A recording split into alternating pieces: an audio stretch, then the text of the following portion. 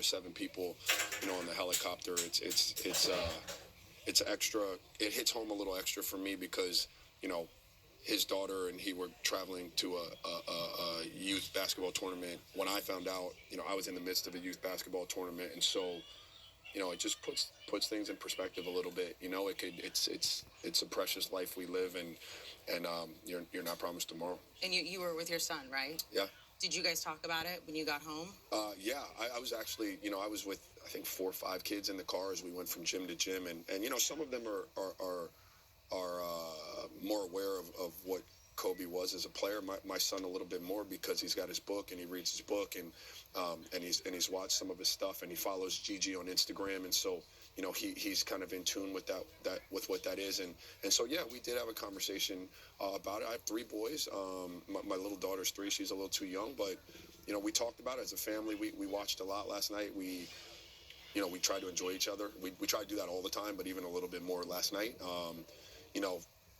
Thinking about when you leave your family in the morning and I'm splitting up to take one kid one direction and your wife's taking the kids in another direction, and you casually just say, hey, we'll see you later. And you don't think about it. You don't. So, yeah, it was tough. It was tough last night. It's still tough. Do you think that's been one of the biggest lessons through all of this is just, the overall life picture of how precious this world is? Well, for me, it has been.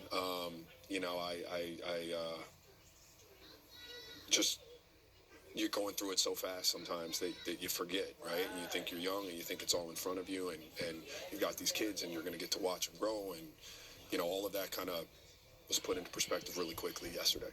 How much do you think we were seeing Coby's second act? He had this historic career, yeah. But he was doing so much as a coach, as a dad. They had the 7-month-old.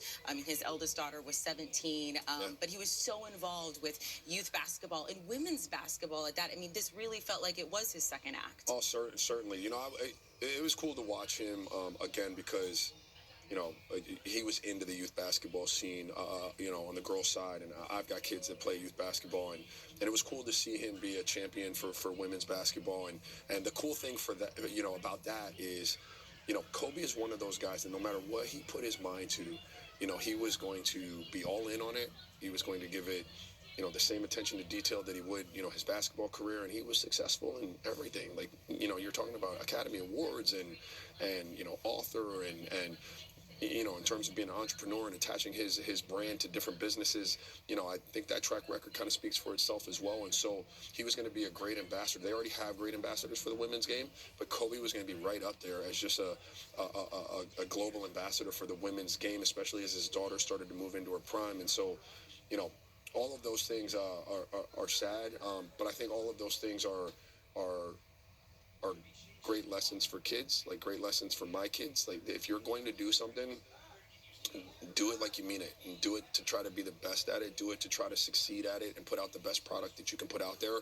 And I think, if anything, when people ask me how I remember Coby, it's that. Now, they translate it into championships and rings and GOAT status and Mount Rushmore basketball, but it was the way he approached all of that allowed him to be that. And I think that's what I'll take away from it. How did you two become friends? Because there was so much, and even on social media in the past 24 hours, people say, Game 5, 2006, they've been saying that's one of their favorite memories because of the intense rivalry. But you said you guys actually found mutual respect. You became friends off the court. How did that happen? Well, I think, our 2 jobs were in stark, like, they were just there was juxtaposition there, right? Like, his job was to try to score, and his scoring led to team wins. My job was to try to affect that enough for my team to win. So there was always going to be this. I guess this speaks to the kind of man that he was, but more so than the kind of man that I was. He, I saw him in the tunnel of the Lakers building the next year, early in the regular season, and Coby and his wife and his mother-in-law were way ahead of me in the tunnel, and I was walking at a more brisk pace. I was trying to get to the bus, and we hadn't had any interaction since then, so I really didn't know what to expect. So I'm walking by and I'm going by, and he kind of caught me out of the corner of his eye as I walked up, and he was like, Raj, hey, how are you? Look, I want to introduce you to my wife, and this is my mother-in-law, and I don't know that I would have been that big of a man in that moment. I'm not sure that I would have been, but he was. And from there, we developed a friendship, and it was there was mutual respect. I mean, I obviously respected the heck out of him and what he did, and I'd like to think that, even though I didn't have a lot of success guarding him, I mean, the numbers don't bear that out. They don't, though. He scored a lot of points, but I think he respected the fact that I was there no matter what. Even when he scored 50, I was there, and I certainly respected the hell out of him. And so, it was cool. My dream was to play in the NBA. I always idolized MJ. I was a fan of Kobe's before I got to play against him. I saw him at the Boston Shootout way back when I was a freshman at Boston University. I watched him turn into Coby Bryant, and so getting to play against him was one thing. Getting to say that we were friends was a whole